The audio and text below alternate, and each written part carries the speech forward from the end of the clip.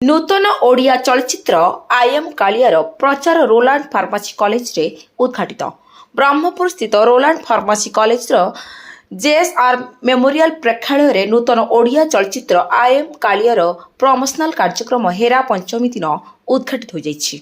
एही कार्यक्रम रे चलचित्रर प्रयोजक श्री सुभाष साहू, उपदेष्टा श्री अमिय महाराणा, लोक कलाशिल्पी इंजीनियर ओम महापात्र और चलचित्रर मुख्य नायक, कहानीकार, निर्देशक तथा लोकप्रिय अभिनेता श्री हरिहर महापात्र प्रमुख अतिथि रूपे जोग देथिले।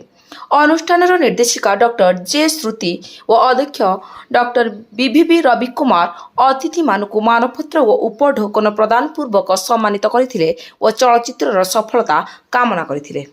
अतिथि माने तांकर अभिज्ञता, चलचित्रर कहानी विषय छात्र छात्री मानक सह वार्तालाप करी ओडिया सिनेमा देखिबा प्रति आग्रही हेबा पई वार्ता देथिले। एठारे उल्लेखयोग्य जे एही चलचित्रटी आसंता बाहुड़ा यात्रा अवसर रे सारा ओडिशार सिनेमा हल रे मुक्ति लाभ हेबाकु जाउछि। अनुष्ठानर समस्त कर्मकर्ता एही कार्यक्रमटी को सुचारू रूपे संपादन करिथिबा बेले सहकारी अध्यापक दीपक षडंगी मंच परिचालना करने सहित शेष धन्यवाद अर्पण करथिले।